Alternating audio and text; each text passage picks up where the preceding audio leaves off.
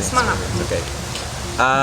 Baik, tadi udah ya pengalaman aplikasinya kayak gimana. Nah, ketika wawancara nih ya, jadi kan kalian udah diberi pengumuman bahwa kalian lolos tahap dokumentasi ya, administrasi. Nah, kemudian wawancara, langsung ke tahap wawancara. Nah, mungkin punya pengalaman tersendiri gak tentang wawancaranya itu seperti apa? Apakah menyeramkan ataukah sebetulnya asyik namanya?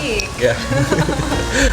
Wawancaranya kayak gimana? Coba mungkin ada yang gimana? Oke, jadi buat aku sendiri pengalaman wawancaranya itu di Jakarta ya, karena aku orang Bogor, jadi aku dari Bogor commute ke Jakarta pagi-pagi banget. Dan itu kamu cuma bisa mempersiapkan wawancara kayak 3 minggu atau 2 minggu ya, dari sejak kamu diumumin masuk gitu kan. Jadi waktunya sangat singkat. Jadi sebelum itu aku udah bikin semua kemungkinan pertanyaan wawancara yang akan muncul, aku bikin jawabannya, dan aku jadiin itu kayak cue card, aku bawa kemana-mana, aku ngapalin. Aku segitunya, karena I feel like this is maybe the only last chance I have for having a scholarship. I tried too many times. I don't want to disappoint people too much anymore. Jadi aku udah hafalin semua. Sebenarnya nggak perlu, tapi jadinya kamu punya gimana ya, kayak kamu udah tahu kamu bisa jawab apa nanti waktu di wawancara. Terus waktu di wawancara itu bakal ada satu orang dari Fulbright yang bule asli ya beneran. Terus ada 2 orang alumni Fulbright ya kalau nggak salah. Tapi expert di bidang kita. Sama satu lagi kayaknya 2 deh. 2 ya bulenya? Iya 2 bule, 2 orang Indonesia. Terus ketika kamu ditanya itu, mereka akan lihat aplikasi kamu, formulir kamu, studi objektif kamu, sama jurusan yang kamu pilih, sama universitas juga yang kamu ajukan. Nah, mereka tuh bakal kayak mau tahu kamu tuh bener-bener yakin gak dengan jurusan kamu. Jangan sampai ketika kamu nanti udah wawancara, kamu sendiri nggak tahu kamu ke depannya mau ngapain kayak gitu. Ketika mereka melihat keraguan-raguan di diri kamu dan kamu juga nggak ragu dengan diri kamu sendiri, ngapain mereka ngeluarin duit kayak semacam 2 miliar gitu untuk orang yang juga nggak tahu mau ngapain ke depannya. Jadi harus jelas apa yang kamu sampaikan, percaya diri dan persiapan sebaik mungkin gitu. Kalau pertanyaan yang paling susah ada gak kira-kira? Ada banget. Jadi Apa tuh? dia tuh tanya kayak gini guys, kamu kan statistik, kamu kan bisa ngolah data aja, nggak usah ke lapangan, ngapain sih ke lapangan kayak gitu, make sense nggak sih? Make sense ya. Benar-benar. Tapi aku bilang kayak gini, saya orangnya suka ke lapangan pak, dan pinter dong aku jawabnya. Kalau misalnya kita nggak tahu lapangan, gimana kita tahu kebaikan atau kebagusan data yang diambil di lapangan? Kita nggak tahu lapangan sama sekali, kita nggak mengerti bagaimana sistem mengambil data yang baik. Gimana kita bisa yakin data yang kita terima baik gitu? Kalau cuma bisa ngolah doang, semua orang juga bisa. Tapi kalau kita bisa ambil sendiri, desain eksperimen sendiri, itu data kita kan jadi semakin lebih bagus lagi. Jadi ada quality control. Wah, gila banget kan jawaban aku. Kayak aku merasa pinter banget gitu waktu itu. Tapi ya bener kan. Dan kayak sama sih sama gue, jadi kayak lu ngejawab passion lu apa, jadi nggak salah kalau lu tuh ngejawab emang sesuai passion lu aja. Kalau misalnya orang-orang kan nggak semua suka lapang, tapi lu bilang aja gue sebagai statisticians gue suka ke lapangan, jadi ya udah itu passion gue mau itu jadi karir gue gitu lah ya. Iya. Kan? Jujur kayak, juga sih ya, jangan pura-pura coba. Bener sih soal jujur tuh juga. Masalah gue sih waktu itu kenanya bagian IPK rendah sama masa studi S2 yang terlalu lama. Iya, masa studi yang terlalu lama. Jadi gue kebetulan S2 lebih lama daripada S1. S2 gue. Aku juga baru tahu nih. Masa ya? Sumpah. 5 tahun. 5 tahun? S2 loh. S2 gue 5 tahun. Guys, kita nggak ada bohong-bohong ini. Murni jujur ya. Kita lama temenan, nggak tahu ya. Ya baru tahu nih, aduh. Jadi ya nggak apa-apa, itu gue pede aja bilang gue waktu itu pingin maksimalkan status gue sebagai mahasiswa S2 waktu itu. Soalnya waktu S1 jujur gue ya nggak ada pengalaman internasional sama sekali, nggak ada pengalaman internship yang macam-macam, itu cuma 1 kali internship doang. Jadi waktu itu gue merasa gue ada kesempatan buat cuti, jadi gue pakai cuti tuh 2 semester di PB. Ya nggak apa-apa, walaupun ya ada konsekuensinya sih, cuman menurut gue itu worth malah it lah jadi ya. worth it, Iya. jadi qualifications yang gue jual banget waktu Iya. wawancara. Wawancara. Kalau ini kan PhD sama master Master, ya, iya. pasti wawancaranya itu kayaknya berbeda gitu ya. Nah kalau misalnya PhD kira-kira lebih ditekankan ke apa? Kalau master biasanya lebih ditekankan ke mana? Apa ya bedanya? Nggak tahu sih, Nggak tahu. Kak. Enggak tahu. Karena kita nggak ngelihat wawancara si PhD, nggak ngelihat wawancara master, tapi menurut aku pasti overall pertanyaannya Sama. pasti. Pertanyaannya sama. Aku yakin sih jurusan. Tapi ditanya juga tentang riset kalau untuk master.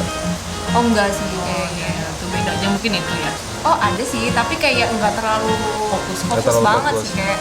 Emang kamu mau analisis Nah, itu. apa nih? Terus aku bilang ya kan dia baca tuh tadi objektif ya aku bilang aja untuk monitoring ekologi di landscape kayak gitu sih sebenarnya secara luas, tapi teman-teman jangan khawatir karena menurut aku kalian masih bisa ganti, itu cuma studi objektif doang jadi nggak saklek banget sih ya kayaknya sih. Yang jelas kalian yang udah tahu aja mau ngapain gitu. Ya, yang penting apapun yang ditanya jangan bingung sih, itu sih intinya. Iya. Jadi kayak memang udah tahu, kalau memang ada yang mungkin kurang tahu ya bilang aja kita memang kurang tahu, cuman Iya. sebenarnya nggak boleh sih nggak tahu. Kalau memang pertanyaannya masih soal studi objektif harus Iya. kita harus jelas banget kalau mau ngapain. Berarti di studi objektif yang kita tulis itu harus betul-betul jelas ya. Iya. Harus betul-betul jelas karena yang akan ditanya di itu. ya ketika wawancara adalah seputar studi objektif kita. Benar banget. Dan kita harus pede, yang penting kita harus pede, harus menjawab sangat yakin gitu dengan pertanyaan-pertanyaan dari interviewernya. Oke, itu pas wawancara ya. Nah kemudian dinyatakan sebagai principal candidate. Yay. Oke, nah kira-kira saya pengen tahu nih ya lebih personal ketika kalian ngapain dong dinyatakan sebagai principal candidate, kemudian apa yang kalian lakukan? Gue yang paling telat ya. Maghrib kan, Ya, Kakak jam berapa? 10 malam. Gue juga Asal. sama.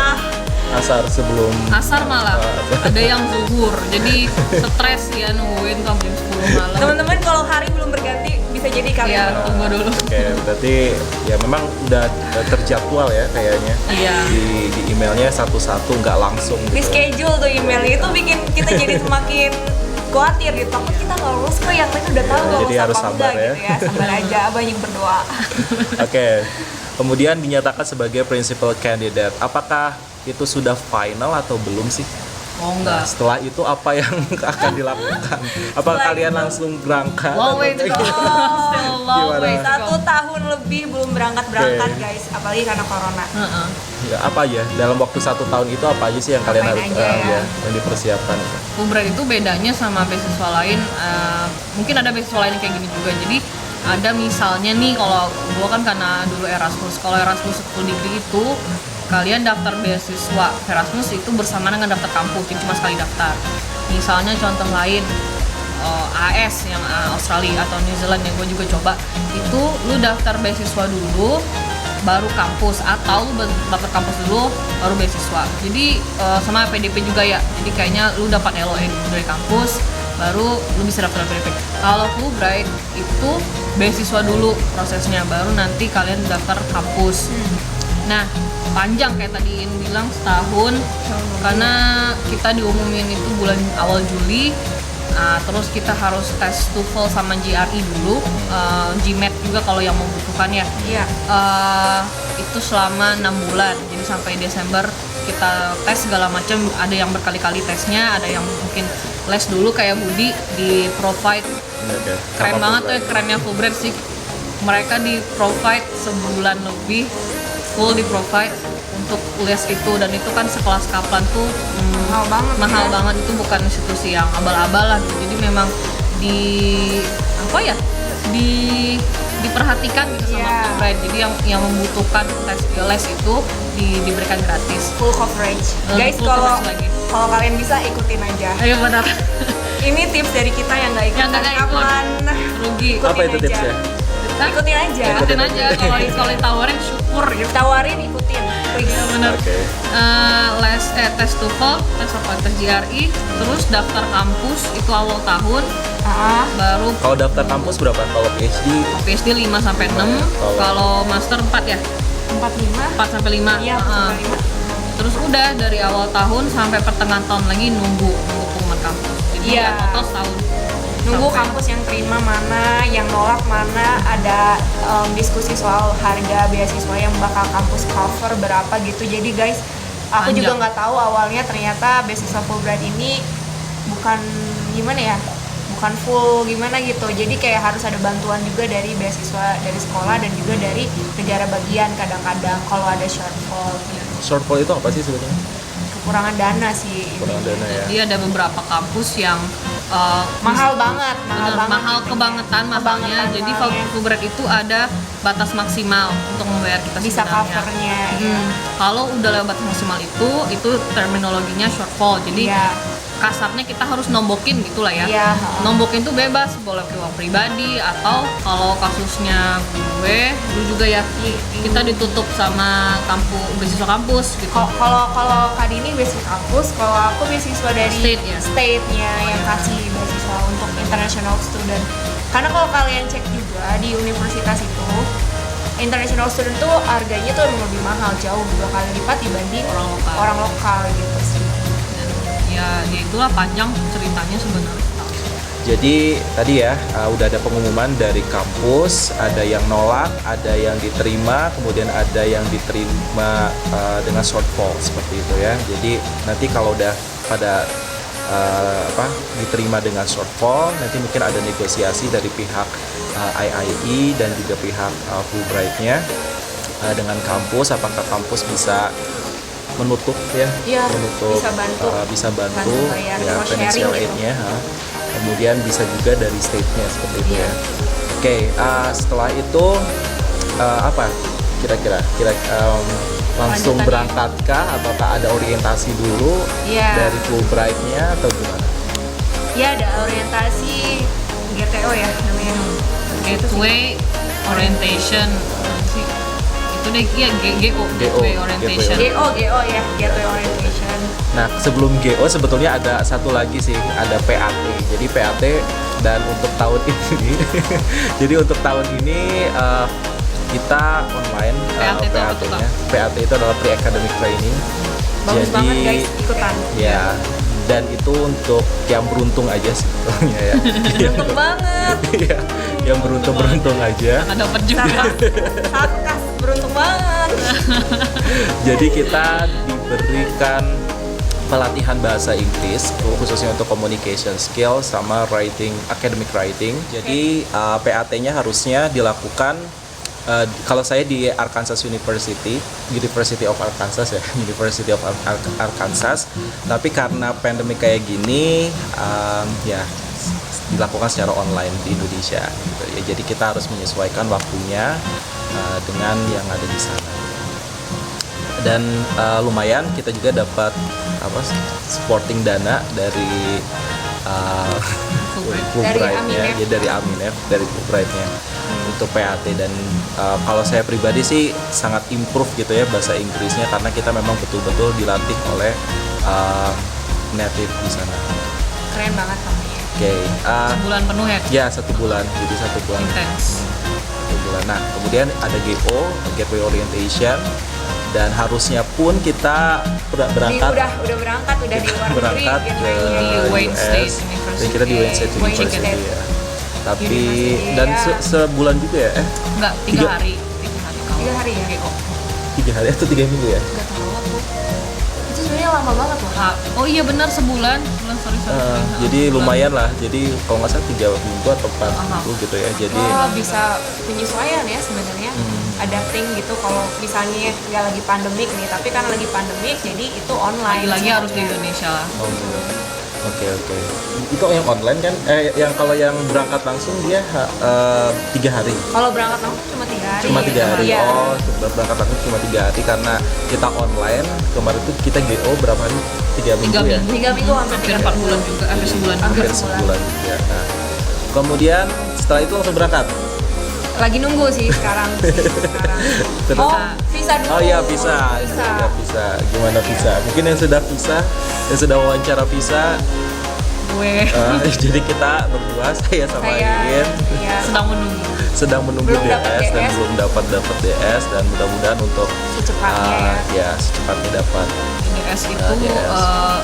dokumen dari apa ya, Department of State, jadi dari pemerintah pusatnya Amerika Serikat, kayak buat tiketnya buat kita ke dubes Amerika di Indonesia gitu, buat Wawancara visa. visa. Wawancara visa. Jadi ya beda-beda karena kita kebetulan beda state ya. Aku Virginia, Iin di North Carolina, Budi di Washington, beda-beda kebijakan, beda kampus. Ya ada yang udah, ada yang belum. Jadi kalau udah ada DS, kita wawancara visa. Dan kebetulan alhamdulillah lagi ini keberuntungannya kalau jadi anak Fulbright. Biasanya visa berapa sih sebulan ya? Mungkin 2 bulan, apalagi visanya Amerika. Itu cuma 2 hari kemarin. Jadi katanya udah selesai dan kita kayaknya diprioritaskan juga karena lagi pandemi, walaupun sedang lagi pandemi gini gitu. Jadi itu doang sih. Oke.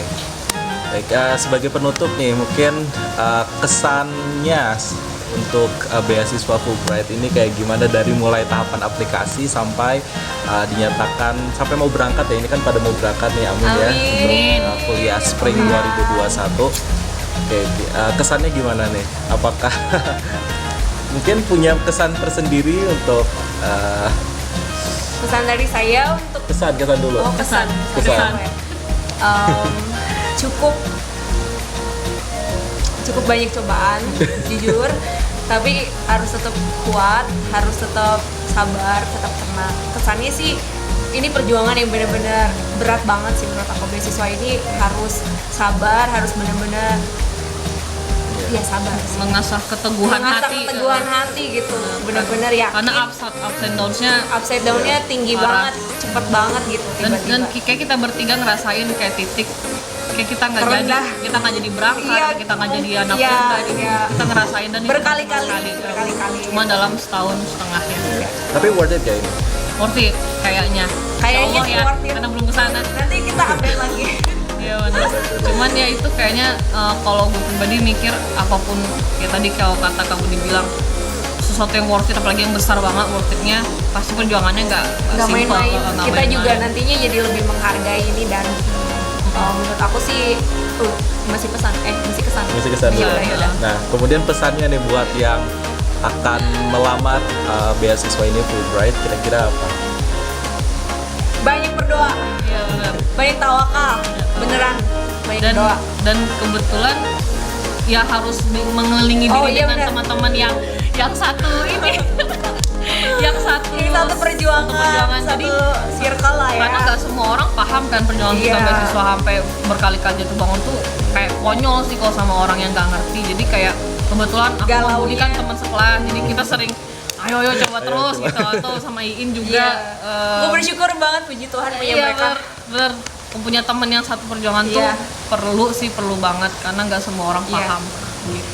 Kalau nggak susah guys, kalian harus ada di komunitas yang tepat supaya kalian tetap kuat. Bener. Banyak berdoa juga dan tetap berjuang yang terbaik. Pasti ada jalan. Oke. Banget kayak Iin. Oke, mungkin itu aja ya untuk video hari ini. Semoga Untuk video- membantu. Ya, semoga membantu dan Jadi semangat. dan semoga bisa apa ya? Jadi tambahan informasi buat teman-teman juga. Iya. Jadi teman-teman bisa tahu mempersiapkan diri. Ada tips-tipsnya juga Iya. tadi kan. Oke. Semangat terus ya. Kalau untuk saya nanti ya video terpisah. Jadi Nanti guys. Jadi pengalaman personal dari saya nanti mungkin akan ada video yang terpisah. Oke. Mudah-mudahan nanti saya buat ketika sudah di. US. Amin. Mungkin itu aja. Saya akhiri. Wassalamualaikum warahmatullahi wabarakatuh. Tadi nggak di ini ya. Iya. Udah lah. Ya udah. Dadah. Dadah. Dadah. Langsung aja ya.